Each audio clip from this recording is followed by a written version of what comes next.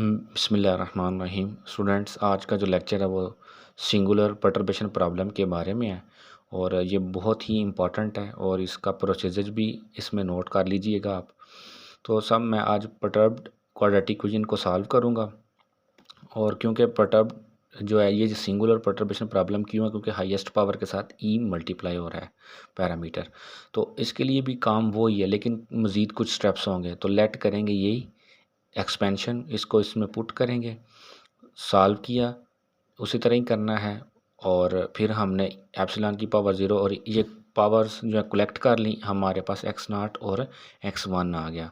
ठीक है, और अगर उसको हम इसी इक्वेशन में पुट करेंगे तो हमारे पास ये एक सोल्यूशन निकल आ गया। ठीक है, अब ये जो इसमें देखें हमारा वही काम है, लेकिन वो जो हमारा परटर्ब्ड जो रेगुलर परटर्बेशन प्रॉब्लम के लिए मेथड है वही मैंने इधर अप्लाई किया, लेकिन हमें इसके कंप्लीट जो रूट्स हैं ना वो नहीं मिले हैं, हमें एक रूट निकला है। अब सेकंड रूट तक पहुंचने के लिए हम एक जो है ये सिंगुलर परटर्बेशन प्रॉब्लम की मैं बात कर रहा हूँ। सेकंड रूट फाइंड आउट करने के लिए हम एज्यूम करेंगे कि नई एक्सपेंशन, बाकी सारी वही होगी x0 एप्सिलॉन x, लेकिन सिर्फ ये ऐड कर देंगे y ओवर एप्सिलॉन की पावर म्यू। म्यू जो होगा ये ग्रेटर देन 0 होगा। ठीक है, आपने ये याद रखना है। ठीक है, तो अब देखें ये मैंने इसी एक्सपेंशन को अब इसी इक्वेशन में पुट करना है आपने। ठीक है, तो मैं अगले पेज पे आपको इसका थोड़ा सा आइडिया देता हूँ। तो अब देखें इसी को मैंने इसमें पुट किया, लेकिन एक चीज़ आपने याद रखनी है, ये प्रोसीजर मैं इसलिए बता रहा हूँ कि ये बड़ा इंपॉर्टेंट है। इसमें आपने जो बाकी टर्म्स हैं उनको इग्नोर कर देना है, पहले वाली टर्म जो बस उसको इंक्लूड करना है। ठीक है, अब ये इसमें पुट करेंगे तो ये हमारे पास ये इसकी फिगर बन गई, इसका ये आ गया, ये टर्म क्रिएट होगी। अब यहाँ पे देखें कि हमारे पास ये एक इक्वेशन बन गया। अब ये बड़ा इंपॉर्टेंट है, यहाँ पे हमने इसका आगे कैसे सॉल्व आउट करना है ये इंपॉर्टेंट है। अब इसमें देखें कि v की पावर अगर ग्रेटर दैन 0 है तो इनमें इन सारे टर्म्स में जो सबसे डोमिनेंट टर्म है वो ये है। ठीक है, क्योंकि इधर 2v है, जितना भी नेगेटिव में नंबर बड़ा होता जाएगा, ठीक है, वो उतना ही छोटा रहता है।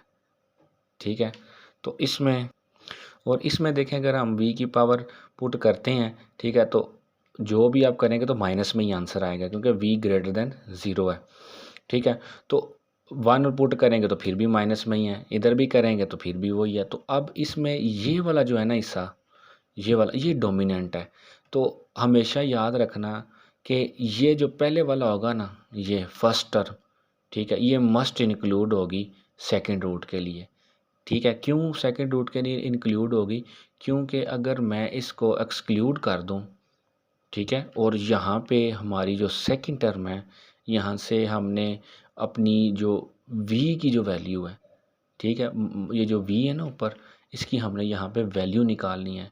लेकिन वो जो वैल्यू है ना, ठीक है, वो किस मेथड से आएगी, वो बैलेंसिंग करनी होती है, वो मैं नीचे बताऊंगा। लेकिन जब हमारे पास -v है और यहाँ पे देखें कि यहाँ पे एप्सिलॉन की पावर 0 है, तो यहाँ पे जब अगर देखा जाए, अगर मैं पावर्स के लिहाज से इसको देखूं, फॉर एग्जांपल मैं कह रहा हूँ कि इसको हम 0 कर देते हैं, इसको इग्नोर कर दें, तो इन दोनों को देखें तो हम इक्वेट कर रहे हैं एप्सिलॉन की पावर्स। इधर एप्सिलॉन की पावर 0 है तो मैं इनको करूँगा तो ऐसे आएगा, v किसके बराबर आएगा 0, तो इसके ऊपर 0 करेंगे। ठीक है, तो हमारे पास क्या आ जाएगा, v अगर 0 हो जाएगा तो ये टर्म ही ख़त्म हो जाएगी। ठीक है, तो इस तरह जब करेंगे तो ये हमारा आगे आंसर नहीं चलेगा।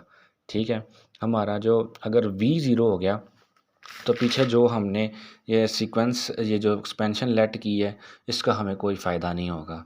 ठीक है, तो इसलिए हम इस चीज़ को हमने सोल्यूशन फाइंड आउट करना है, तो इसके लिए हमने क्या करना है, जो फर्स्ट टर्म होगी, ठीक है, ये हमें इंक्लूड रखनी है। ठीक है, अब नेक्स्ट देखें, जो भी अब इनमें जो डोमिनेंट टर्म्स हैं ये तो वैसे इंक्लूड रखनी है, ये डोमिनेंट है, बाकी जो भी टर्म है ना इसको हम इग्नोर कर देंगे। ये मैं बात रिपीट करता हूँ कि जो हमारी पहले टर्म है ये तो मस्ट इंक्लूड होनी है, सेकंड टर्म इसलिए इंक्लूड है क्योंकि ये डोमिनेंट है, तो हमने यहाँ पे डोमिनेंट टर्म्स ही इंक्लूड करनी है।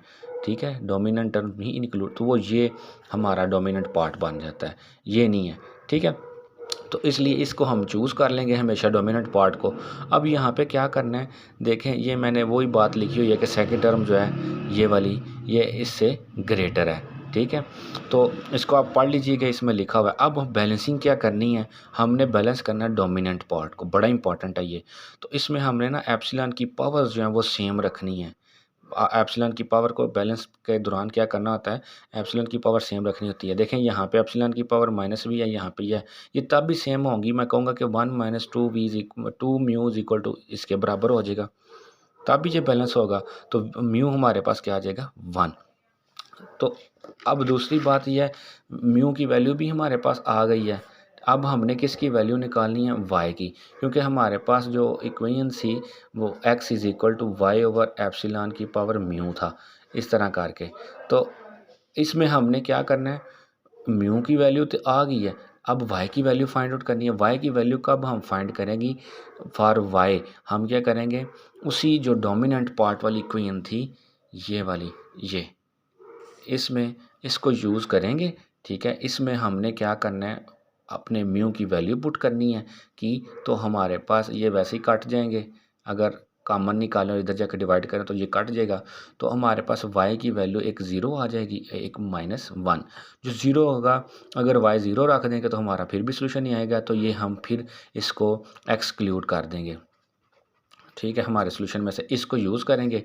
तो अब हमारे पास ये जो हमारा पहला रूट था, ये वाला, ये पहली टर्म हमारी निकल आई है। अब हमने एक्स नॉट भी फाइंड आउट करना है। तो एक्स नॉट फाइंड आउट करने के लिए अब क्या करेंगे, हमारी जो अब एक्सपेंशन जो हमने पहले लेट की थी, अब ये एक्सपेंशन यूज़ करेंगे, ठीक है। इसमें हमने वाई की भी वैल्यू फाइंड कर ली है और म्यू की भी वैल्यू फाइंड आउट कर ली, तो हमारे पास ये पहली टर्म आ गई है, ठीक है। बस अब हमने एक्स नॉट फाइंड आउट करना है। अब ये एक्सपेंशन यूज़ करेंगे, इसको हम अपनी इक्वेशन नंबर 1 में पुट करेंगे अगेन। अब पहले तो हमने ये एक टर्म इंक्लूड की थी, अब ये 2 चूज़ करेंगे, ठीक है। तो इसका स्क्वायर लेंगे, ठीक है, इसका मैंने स्क्वायर लिया, इधर भी इसको फाइंड आउट किया। तो देखें कि इसको अगर आप मल्टीप्लाई करते हैं, ठीक है, तो हमारे पास ये देखें, ये सारा आ जाएगा। और मैं इधर ये लिख रहा हूँ कि ये वाली जो है ना टर्म, इसको मैंने एक्सक्लूड करवाना है। मैं क्या कह रहा हूँ, ऑर्डर ऑफ एप्सिलॉन तक हमने रखना है, एप्सिलॉन की पावर 1 तक। ये एप्सिलॉन की पावर जो है ना, ये इसको हम यूज़ नहीं करेंगे, ठीक है। मतलब ये कह रहा हूँ कि जो हमारी ये वाली ऑर्डर ऑफ एप्सिलॉन है, ये हमारी एक्सक्लूड हो जाएगी, ठीक है। पीछे क्या कौन सी टर्म्स रह जाएंगी, एप्सिलॉन की पावर 0 वाली, वो सिंपल यही टर्म्स आ जाएंगी, ठीक है जी। इसी को हमने लिख लिया, बाकी सारी इसमें एब्जॉर्ब हो जाएंगी, एप्सिलॉन की पावर 1 वाली और जितनी भी इससे बड़ी हैं। अब देखें ये -2x0 है, ये x0 है, तो ये -x0 + 1।